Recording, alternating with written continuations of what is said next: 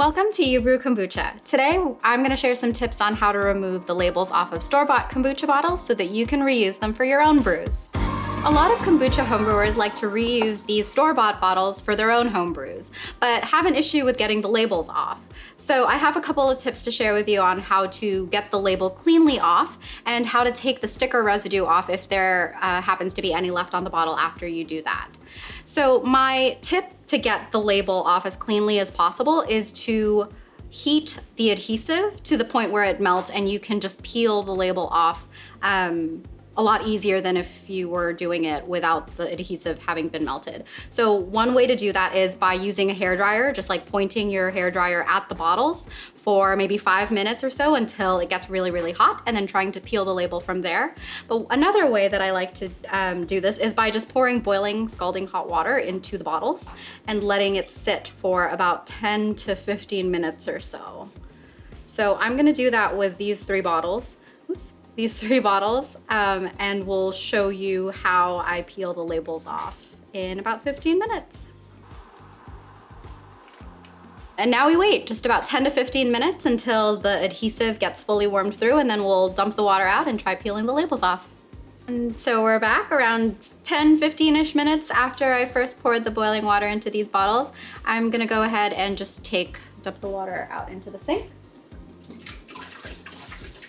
And we'll see if we can get the label off cleanly.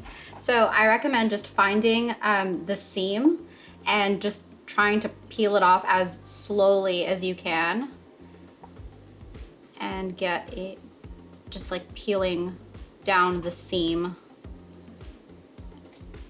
and going just as slow as possible.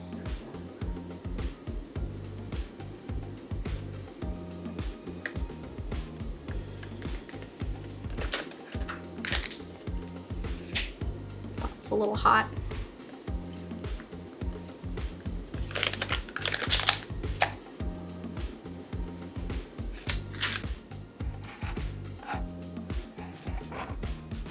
The Health Aid one comes off a little more cleanly.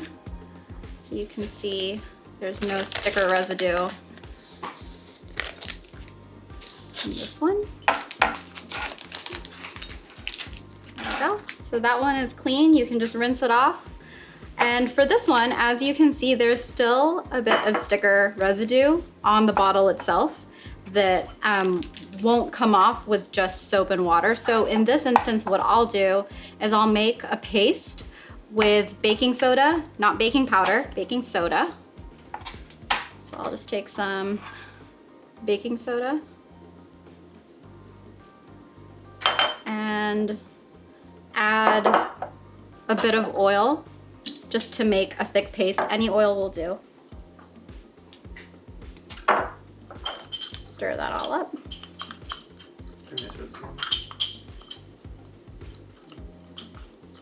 Until it makes a paste. And then this gets a little messy, but go ahead and just smear it all over the bottle.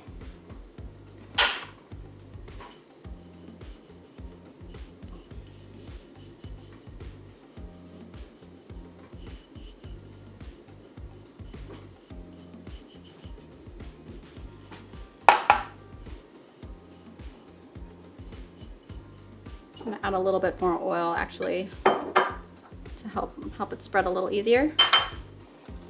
There we go. That's the consistency that you really want to see. Just kind of eyeball it. Get it all over all the parts of the bottle where the residue is still clinging on to the glass. And then let that sit for another 10 minutes or so. Just like that. So this has been sitting for around 15 minutes or so, and the last step is to just scrub that residue off with dish soap and water. So you can obviously do this at your sink. That's the simplest way to do it, but for the purposes of this video, I'm just gonna bring over a big bowl of water so you can see the process in action here.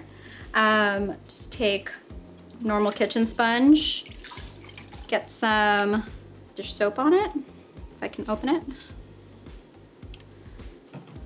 And just work in small sections to scrub that residue off. You can see how it's coming off pretty cleanly there. See how the residue just comes off cleanly as the water rinses off?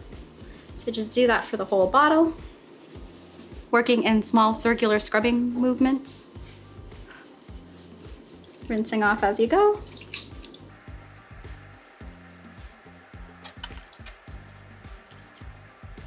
So just keep scrubbing and rinsing as you go. Fresh water would come in really handy right now to get the oily residue off. And as you can see, all of that pesky label residue is gone from the bottle, and you're welcome to use it for your own home brews as you see fit. There you have it. Happy brewing!